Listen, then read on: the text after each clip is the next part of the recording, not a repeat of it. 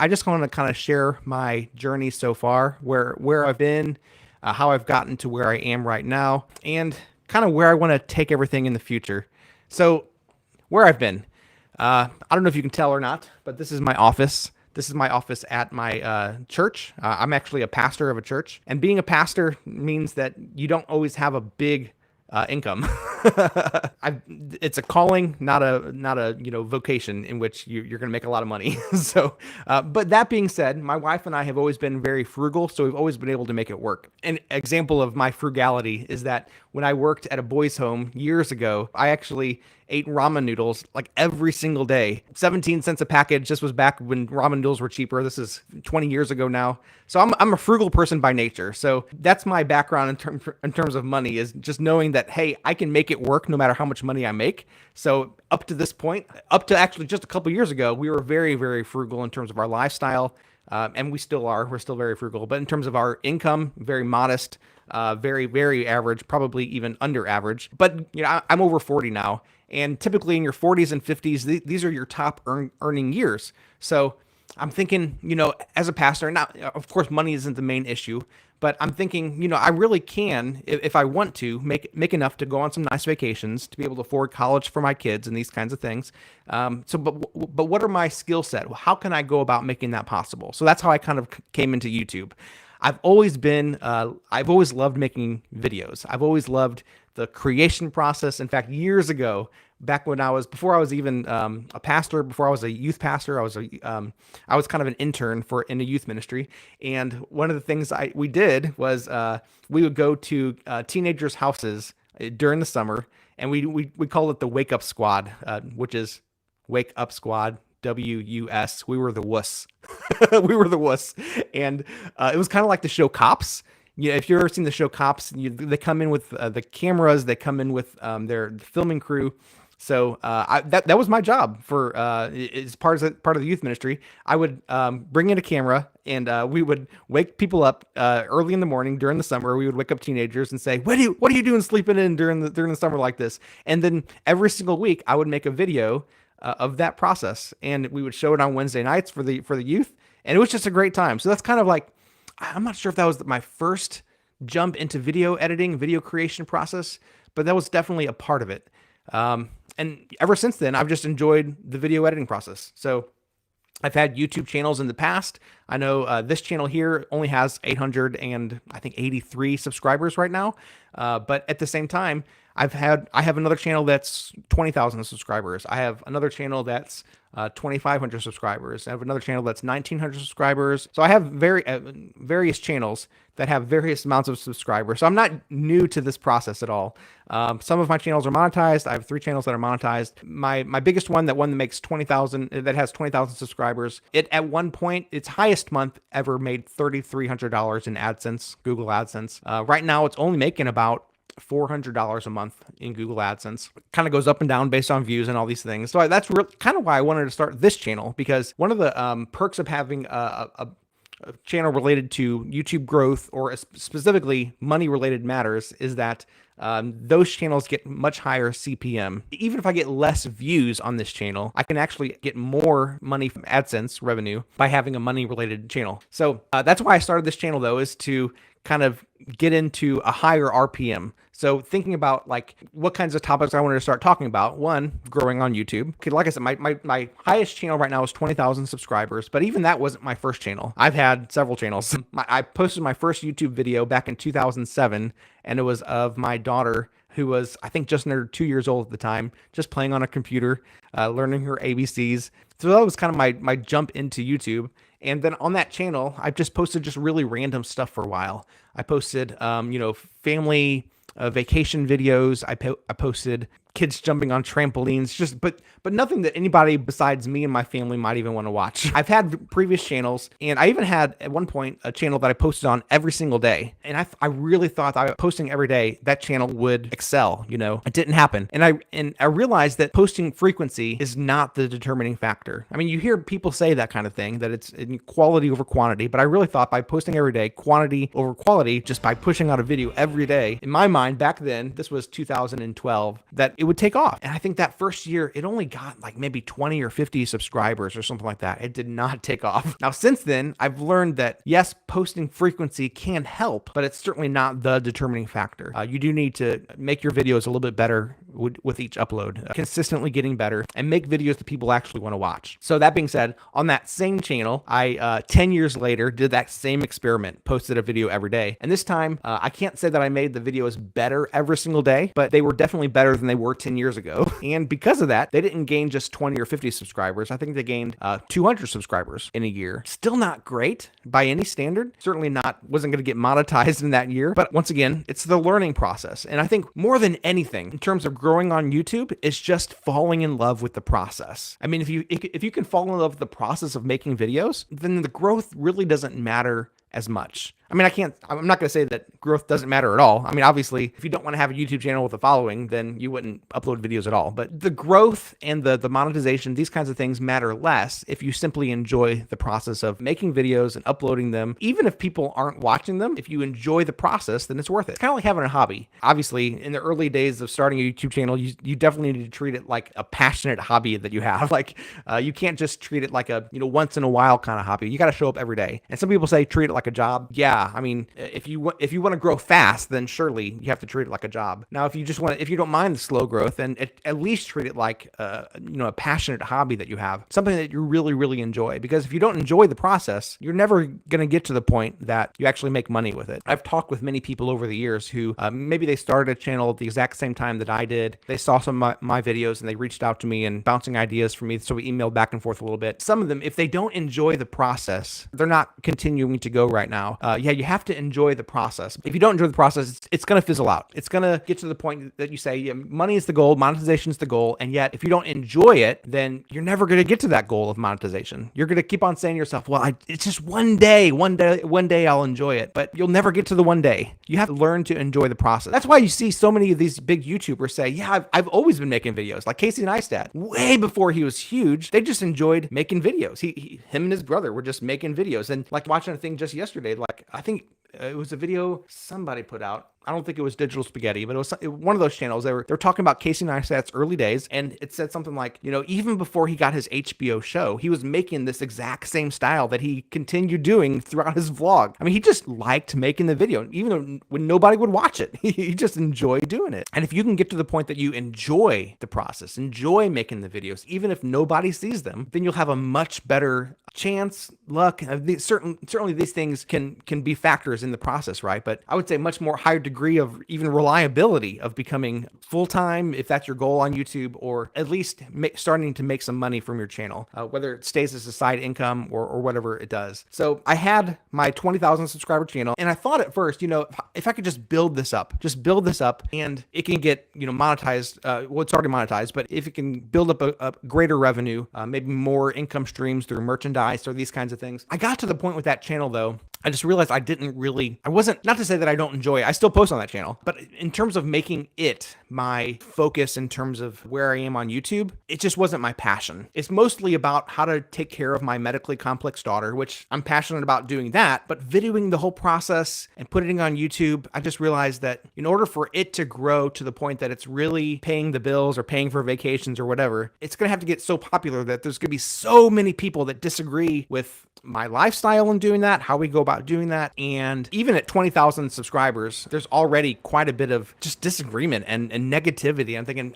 I don't want it to grow to 100,000 or 1 million subscribers on that channel. I don't want that kind of negativity coming from people who don't agree. And if you get to the point of having a large channel, you're going to have some negativity. There's going to be people, even on what seems like very simple, topics, or there's going to be people who disagree. And on this channel, average guy making money, there's going to be people who are going to disagree with me in terms of how I go about doing that. I'm sure just telling people that I'm a pastor, people are going to say, pastors shouldn't be thinking about making money. Well, there's going to be people who disagree. Never mind the fact that, of course, we all need to have money in order to survive. It's the love of money. This isn't a religious channel, but the Bible says it's the love of money that is the root of all kinds of evil. So anyway, all that being said, going forward, I'm going to think more about in terms of like, how can I make this channel really my focus, getting enough watch hours so that I get it monetized and these kinds of things. And thinking about just having a YouTube studio. And I know it's my office, but it's also my YouTube studio where I make videos, not just for this channel, but for other channels that I have as well. Now, that being said, that's one kind of category of channels that I have. I also have, my wife has a channel, Nurse Abby, and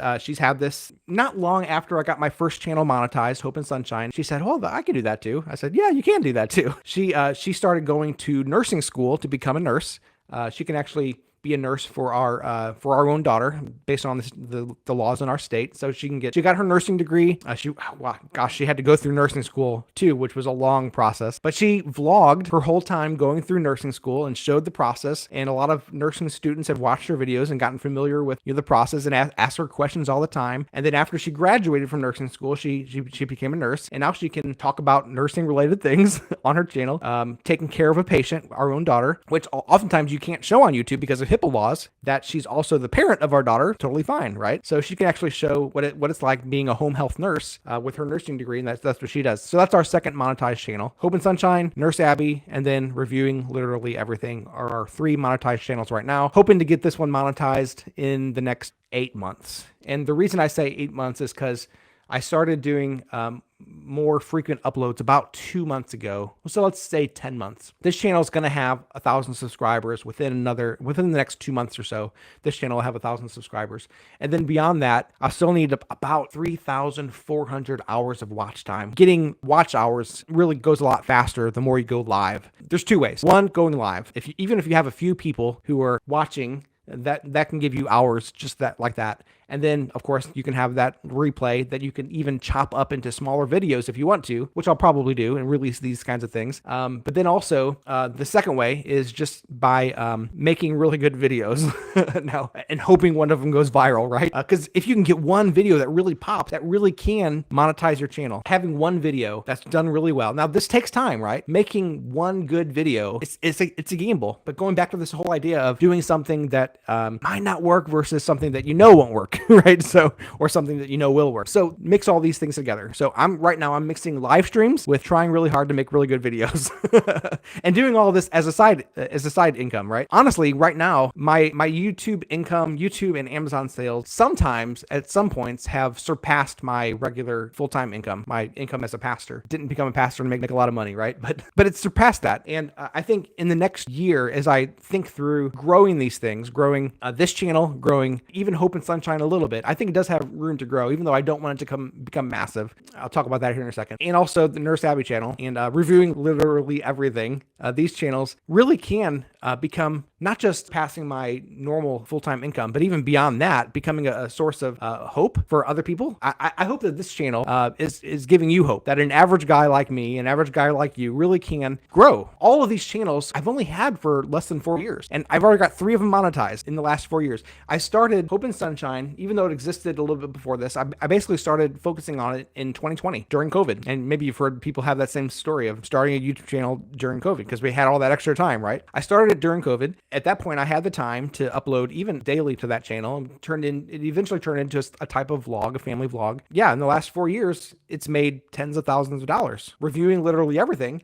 That came about in 2022 because Hope and Sunshine got monetized in 2021. And then its first year, it made, I think, $9,000. Its second year, I think it made $11,000. Its third year, I think it made $14,000. So it's been going up a little bit every year. 2024, it's not going to make as much. Like I said, it's come down quite a bit. But then Reviewing Literally Everything in 2022, I started that channel. That's actually when I started Amazon affiliates and Amazon associates, influencers at all. That's when I started, 2022. And then, so just in those 2 years, 2.5 years at this point, gotten Amazon associates and Amazon influencers has gotten tens of thousands of dollars. Well, Reviewing Literally Everything, it itself is making almost $200 per month at this point, just on YouTube, just the YouTube videos, just the AdSense is what I'm saying. And then of course it directs people to Amazon where they make a purchase and I make even additional commissions. I'm saying all this not to brag, but to say that an average person like me within 4 years has made all these YouTube channels simply by saying, yes, I can, rather than no, I can't. For years prior to this, prior to 2020, I said to myself, well, there's all those big YouTubers out there and, they're doing well, but I've kind of missed my opportunity, right? I missed the golden age of YouTube in which I could have done it, right? You look at some of the oldest YouTubers like Philip DeFranco or Shay Carl, or I don't know if you remember some of these guys, Tobuscus, right? Jenna Marbles. And you think, of course they have a big following. They got such a big following because they got in on it early. I don't know about you, but I thought that I missed my opportunity. Well, I realized, man, the opportunity is just getting started, right? The opportunity, there's still so much opportunity on YouTube. I was thinking about it. There's 8 billion people on the planet Earth. Only 114 million have YouTube channels. That's all. There's still so much room to grow on YouTube because 8 billion minus 114 million. Let's assume that 114 million channels grow to the point of being full-time YouTubers. It's not even close to that. Only 3 million right now are even monetized. But let's assume out of 8 billion people, 114 million get monetized and are full-time on YouTube. That still leaves 7 billion 886 million people to watch those channels. Do you realize how big of an opportunity there is right now to grow on YouTube? I say these things, I'm starting to sound like Sean Cannell from Think Media. There's such an opportunity. There is insane how much of an opportunity there is right now, this year, going into next year to grow on YouTube because there's so many people out there who are watching YouTube. I mean, a few years ago, I don't know if you remember this or not, but Netflix used to start out as a DVD service, right? So you would order the DVDs, they'd send you the DVDs in the mail. Eventually, things started streaming instead. So you could stream your favorite movies. And the streaming was very, very limited back then. I don't know if you might not remember this, but you were more likely to get the movies you watched by continuing this whole DVD service. And then eventually Netflix is like, well, we're going to start streaming instead of this DVD thing. And then they just canceled all their DVDs. And I'm thinking, how can they possibly do that? You can get any movie you want by getting the DVD service, but then they're just canceling that. And they said, no, we're going to pour everything into streaming. And then that's when they became huge. Now, they were already big, but when they decided to go streaming only, man, they skyrocketed. It was insane. It was this whole idea, once again, of risk versus reward, and saying, we could do that, but there's so much risk. Do I really want to try? The thing is, yes, yeah, you could. If you don't take that risk, you never know what's going to happen. You never know what's going to happen. You got to take the risk, and especially if you have the time. If you have the time to take risks, then take risks, right? So often we just say, oh, I don't want to take the risk. It might not work out. No, taking the risk. I mean, going back to the very beginning, I was talking about this whole idea of enjoying the process, right? I started on YouTube in 2007, and I just enjoyed the process. And at first, I wasn't making anything that anybody wanted to watch but myself, but I enjoyed the video editing process because I've been doing this for years prior to this, just enjoying making videos. I need to upload to this channel some of my first videos because I think you guys would think it's hilarious. I'm spinning lightsabers, I'm playing with my kids, building snowmen, these kinds of things that nobody would really care to watch but me and my family, because I just enjoyed making it, right? My family doesn't even enjoy watching them, honestly. Maybe the one with my daughter. She's the star of the show. But anyway, if you enjoy the process of making YouTube videos, then, yes, monetization might be a goal, but if you like doing it, then it's rewarding in and of itself, right? Enjoy the process. And if you're enjoying the process, it becomes much more relatable. Other people who are going through similar things will say, yeah, I can relate to this person. I can relate to them. I can learn from them. I can learn to enjoy the process too. And they'll come alongside you. You can grow together. I've learned through all of this that even though monetization is definitely still a goal for me on this channel, and eventually we'll get there, just connecting with people is far more valuable than money. Money, who cares about money? Money is just a tool that we can use to trade to get things that we want. If you think of it that way, then yeah, it can be helpful, but what are the things that we want? Well, we want to be loved by other people. We want to have good friends and family. And if you think of it that way, then simply, honestly, what I'm doing right now, connecting with you guys and talking with you guys, that's more valuable than monetization. And not to say that I'm not pursuing that, I am. But this right here is more valuable than that. Once again, I'm not a YouTube guru. I don't have everything figured out. But in terms of what I implement on this channel and my other channels is two things: consistency. And when I say that, it's not just about how often you upload, but consistency in quality. You want to make good videos that people actually want to watch, and getting a little bit better each time. Those two things really can skyrocket things eventually. Enjoy the work you do, and you'll never work a day of your life. That's true. However, sometimes if you pour all of yourself, some people say that they want to keep their hobby so that they don't end up treating it like a job and hating it. That can definitely be a thing too, right? Some people start in their occupation because they loved it, but then over time they start to hate it because that's what they have to do to pay the bills. Keep the main thing the main thing. Like I say, I'm just an average guy. If I can do it, you can do it too. Take care, guys.